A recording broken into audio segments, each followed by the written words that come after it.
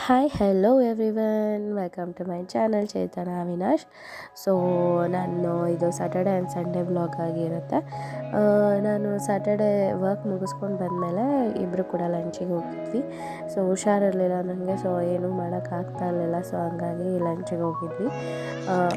ಬಿರಿಯಾನಿ ಫ್ಯಾಕ್ಟ್ರಿಗೆ ಹೋಗಿದ್ವಿ. ಅಲ್ಲಿ ಬಿರಿಯಾನಿ ಕಾಂಬೋ ತಿಂದ್ಕೊಂಡು ಆ್ಯಂಡ್ ದೆನ್ ಒಂದು ರೌಂಡ್ ಹೋಗ್ಬಿಟ್ಟು ಹಾಗೇ ಮನೆಗೆ ಬಂದ್ವಿ. ಮತ್ತು ನಾವು ಆಲ್ಮೋಸ್ಟ್ ರೆಸ್ಟ್ ಮಾಡಿಬಿಟ್ಟು ಮತ್ತೆ ಈವ್ನಿಂಗು ಆದ್ಯನ ಕರ್ಕೊಂಡು ಆಟಾಡೋಕ್ಕೆ ಅಂತ ಹೋದ್ವಿ. ಬಟ್ ಅಲ್ಲಿ ಮಳೆ ಸ್ಟಾರ್ಟ್ ಆಗಿಬಿಡ್ತು. ಯಾಕೆ ಏನಂತ ಗೊತ್ತಿಲ್ಲ. ಬೆಳಗ್ಗೆಯಿಂದ ಕ್ಲೌಡಿ ಇತ್ತು. ಆಮೇಲೆ ರೈನ್ ಸ್ಟಾರ್ಟ್ ಆಯಿತು ಚಿಕ್ಕದಾಗಿ, ಮತ್ತು ಫುಲ್ ಮಳೆ ಬರೋಕ್ಕೆ ಸ್ಟಾರ್ಟ್ ಆಯಿತು. ಬಿಸಿ ಬಿಸಿ ಏನಾದರೂ ತಿನ್ನಲೇಬೇಕಲ್ಲ ಚಳಿ ಮಳೆಗೆ. ಸೊ ಹಂಗಾಗಿ ನಾವು ಮಿರ್ಚಿ ಹಾಕಿದ್ದೀನಿ.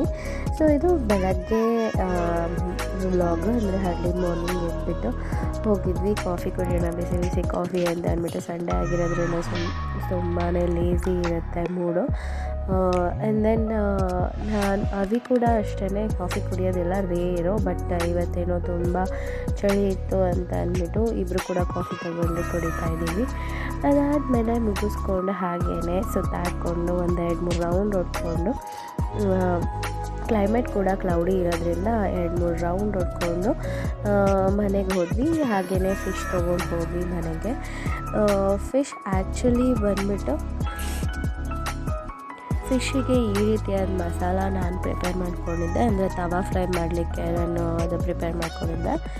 ಖಾರದ ಪುಡಿ ಆ್ಯಂಡ್ ದೆನ್ ಸಾಂಬಾರ್ ಪೌಡರ್, ಇದು ಲೈಕ್ ಫಿಶ್ಶಿನ ಮಸಾಲ ಬರುತ್ತಲ್ಲ ಅದನ್ನು ಹಾಕ್ಕೊಂಡಿದ್ದೆ. ಆ್ಯಂಡ್ ದೆನ್ ಶುಂಠಿ ಬೆಳ್ಳುಳ್ಳಿ ಪೇಸ್ಟ್ ಜಾಸ್ತಿ ಹಾಕಿದ್ದೀನಿ, 2-3 ಸ್ಪೂನ್ಸ್ ಹಾಕಿದ್ದೀನಿ. ಆಮೇಲೆ ಗರಂ ಮಸಾಲ ಅದೆಲ್ಲ ಹಾಕಿಬಿಟ್ಟು ಇದು ಹುಣಸೆಹಣ್ಣಿಂದು ರಸ ಫುಲ್ ಗಟ್ಟಿಯಾಗಿ ಮಾಡ್ಕೊಂಡಿದ್ದೀನಿ.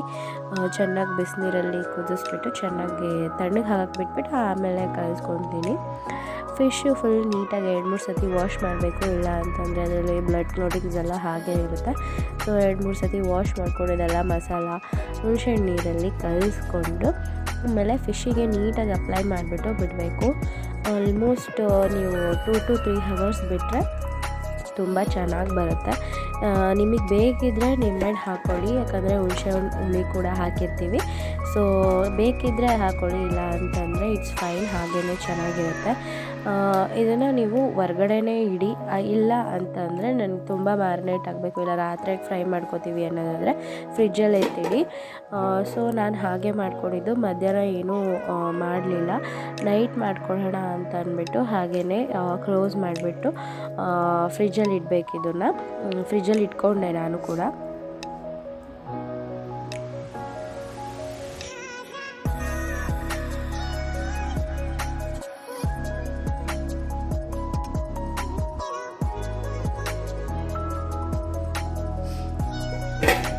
ಫ್ರಿಜ್ಜಲ್ಲಿರೋ ಕಾರಣ ಇದನ್ನು ನೀಟಾಗಿ ಈ ಥರ ಕವರ್ ಮಾಡಿಬಿಟ್ಟಿಡಿ ಮೇಲ್ಗಡೆ, ಇಲ್ಲ ಅಂತಂದರೆ ಅದು ಫುಲ್ಲು ಮಂಜುಗೆಡ್ಡೆ ಅಂದರೆ ಐಸ್ ಥರ ಆಗಿಬಿಟ್ಟು ಗಟ್ಟಿ ಆಗಿಬಿಡುತ್ತೆ. ಇದರಲ್ಲಾದರೆ ನೀವು ಫ್ರೀಝರಲ್ಲೆಲ್ಲ ಇಡೋಕ್ಕೆ ಹೋಗ್ಬೇಡಿ, ಕೆಳಗಡೆನೇ ಇಡಿ. ಫ್ರೀಝರಲ್ಲಿ ಇಟ್ಟರೆ ಏನಾಗುತ್ತೆ, ಮಸಾಲ ಕೂಡ ಇಟ್ಕೊಳ್ಳೋದಿಲ್ಲ.